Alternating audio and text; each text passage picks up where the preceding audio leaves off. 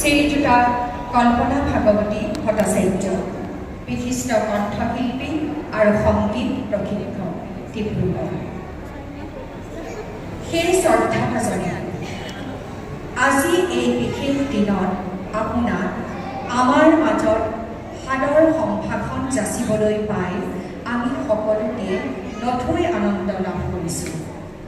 অসমৰ এটি সংগীত সমৃদ্ধ পৰিয়ালত জন্মগ্ৰহণ কৰি জীৱনৰ পাতনিৰে পৰা আজিলৈকে সংগীতকে সাৰথিৰূপে লৈ বাট বুলিছে।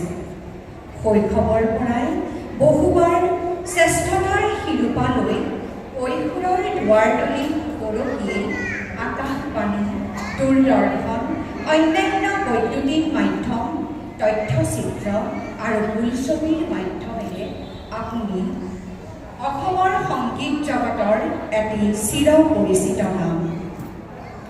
আপোনাৰ কণ্ঠ মাধুৰ্যৰে নৃত্য, ও নাৱৰীয়া গাই, কলৈ যাৱনি চপাই কে আদি কৰি বহু গীতে শ্ৰোতাৰ হৃদয়ত যি স্পন্দন তুলিছিল সেয়া আজিও বিদ্যমান।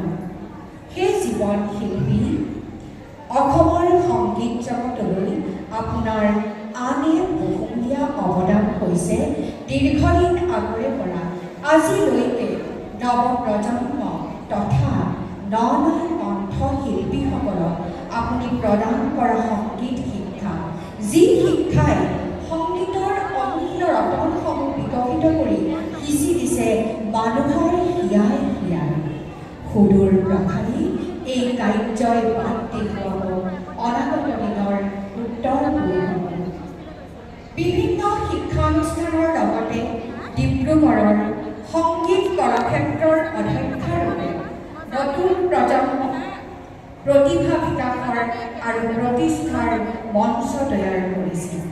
উঠি অহা শিশু প্ৰতিভা উজ্বলাই তুলিবলৈ শিশু দিৱসৰ মঞ্চ, অনাগৰ নিৰদৰ্শনৰ মাজত বিভিন্ন কাৰ্যক্ৰমণিকাৰে সৎ প্ৰচেষ্টা অব্যাহত ৰাখিছে। কন্যামুখী সমাজত আপুনি বঞ্চিতসকলৰ পক্ষত থিয় দিছে। সমাজ জীৱনক দৃঢ় কৰিবৰ বাবে মহিলা সবলীকৰণতো গতি দিছে শতৰূপা মহিলা সমিতিৰ নেতৃত্ব প্ৰদানে। আপোনাৰ সতেজ কণ্ঠলাৱণ্যই ৰূপ দিবলৈ সক্ষম হৈছে সংগ্ৰামী মানুহৰ জীৱন তৃষা গণসংগীতৰ মাধ্যমেৰে। আপোনাৰ বিশিষ্ট অৱদানৰ বাবে আমাৰ অনুষ্ঠানৰ পক্ষৰ পৰা আজি আপোনাৰ